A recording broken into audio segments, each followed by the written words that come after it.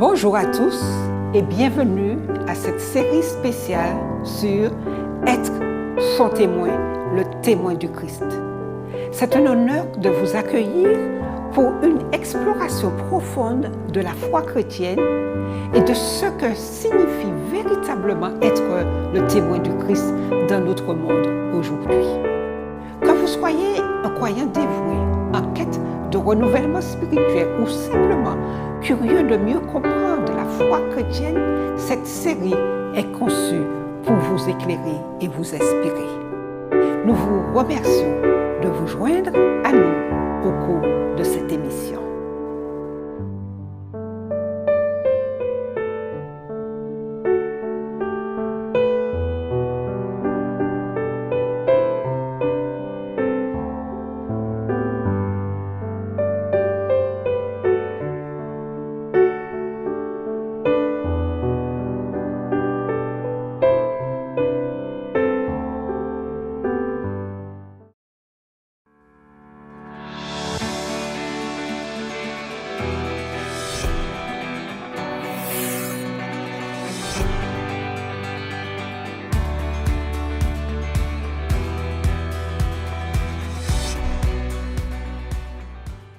Au cours du procès final de Paul, Néron, profondément impressionné par la force d'argumentation de l'apôtre, a fait différer sa sentence, n'osant ni acquitter ni condamner l'accusé.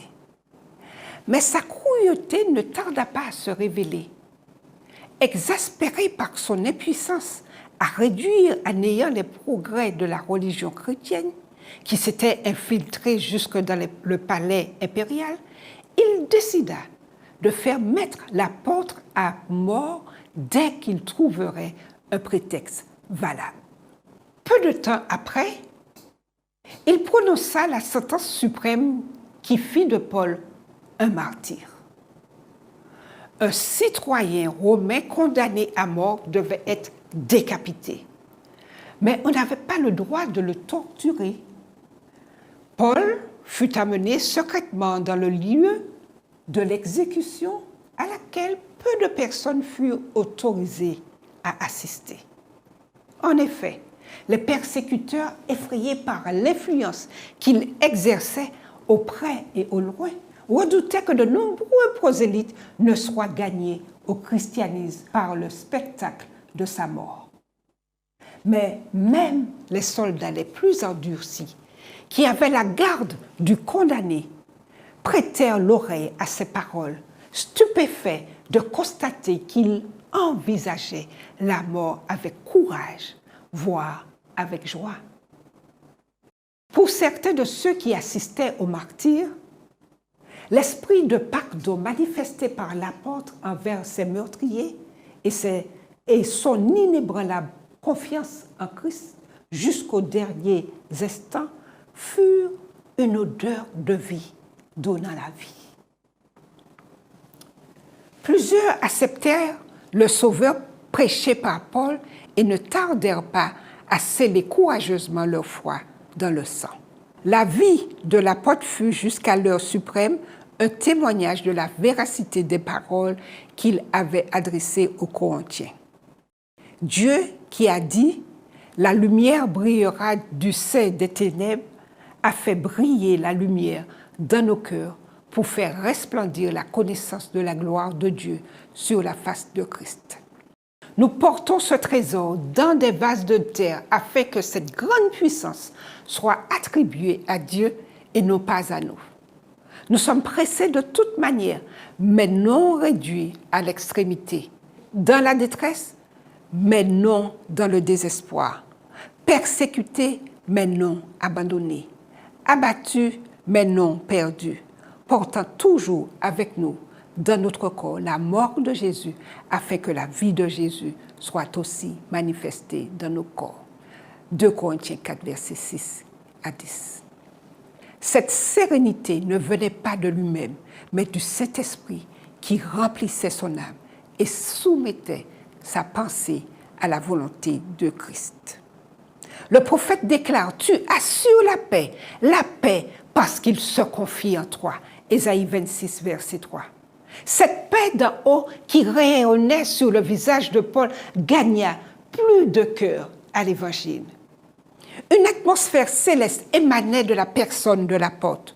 Tous ceux qui l'approchaient étaient impressionnés par son union avec le Christ. Du fait que sa conduite était une démonstration des principes qu'il proclamait, sa prédication avait une puissance convaincante. C'est là, en effet, que réside la force de la vérité.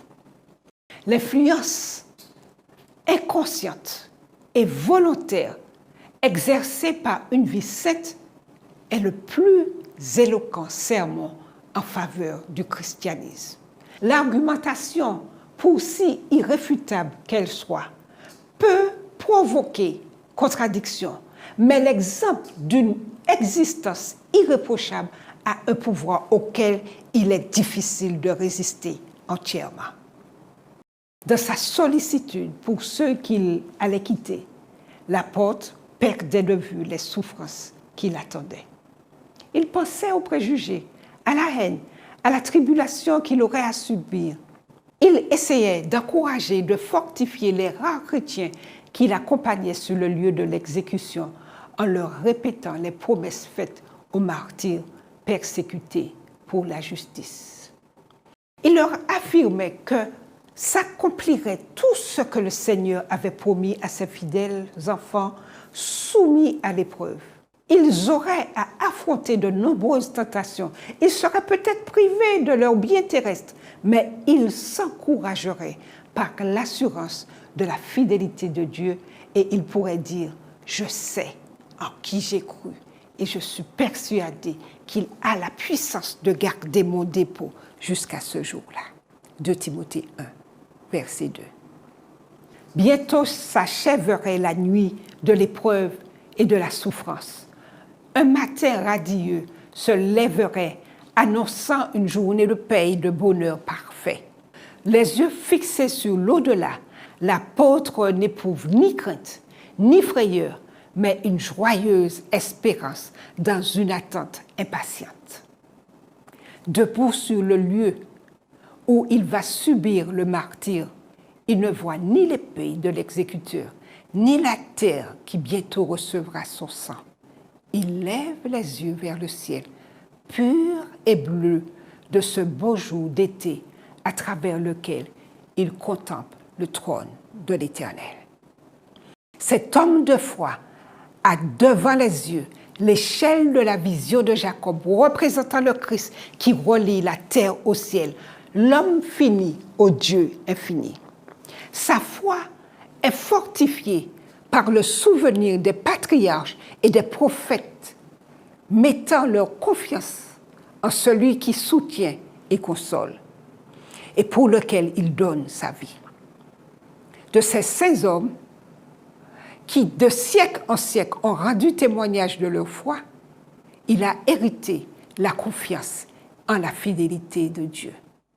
Ses compagnons, apôtres comme lui, qui, pour prêcher l'évangile du Christ, affrontèrent le fanatisme religieux et la superstition païenne, la persécution et le mépris, ces hommes pour lesquels la vie ne comptait pas, à moins qu'ils ne puissent faire briller la lumière de la croix dans le dédale des infidélités, ceux-là, il les entend témoigner que Jésus est le Fils de Dieu, le Sauveur du monde. Du gibier, du donjon, de la rue, des cavernes et des antres de la terre, retentit à son oreille le cri de triomphe du martyr. Il entend les chrétiens qui, bien qu'affligés, tourmentés, abandonnés, rendent solennellement et courageusement le témoignage en disant « Je sais en qui j'ai cru ». Tous ces martyrs qui ont fait le sacrifice de leur vie déclarent au monde que le Seigneur en qui ils ont mis leur confiance est capable de les sauver parfaitement. Rachetés par le sacrifice du Christ, lavés du péché par son sang et revêtus de sa justice, Paul peut être assuré que son âme est précieuse aux yeux du Rédempteur. Sa vie est cachée avec le Christ en Dieu et il est persuadé que le vainqueur de la mort peut garder ce qui lui a été confié. Son esprit se saisit de la promesse du Sauveur. Je le ressusciterai au dernier jour. Ses pensées et ses espoirs convergent vers le second avènement du Christ.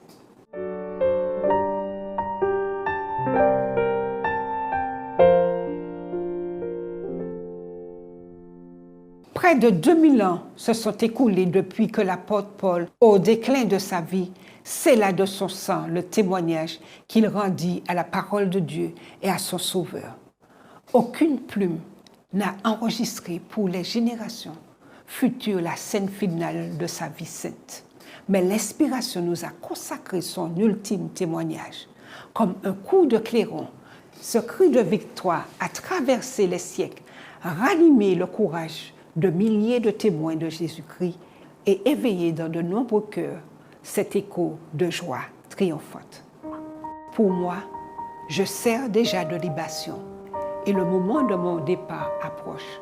J'ai combattu le bon combat, j'ai achevé la course, j'ai gardé la foi. Désormais, la couronne de justice m'est réservée. Le Seigneur, le juste juge, me la donnera dans ce jour-là. Et non pas seulement à moi, mais aussi à tous ceux qui auront aimé son avènement. 2 Timothée 4, versets 6 à 8.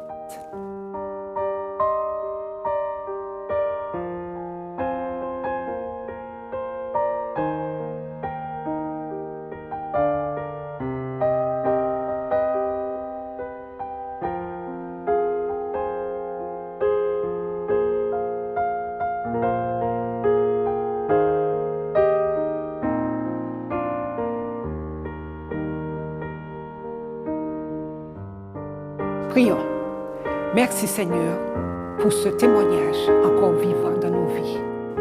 Celui de ta mort et de ta résurrection, mais aussi ce témoignage que Paul nous donne, que ses apôtres nous donnent, de cette fidélité envers toi, quoi qu'il arrive. Permets-nous de garder les yeux fixés et qu'à travers nos épreuves, nos difficultés, nous puissions regarder à toi et être délivrés et sauvés. Nous t'en prions au nom de Jésus. Amen.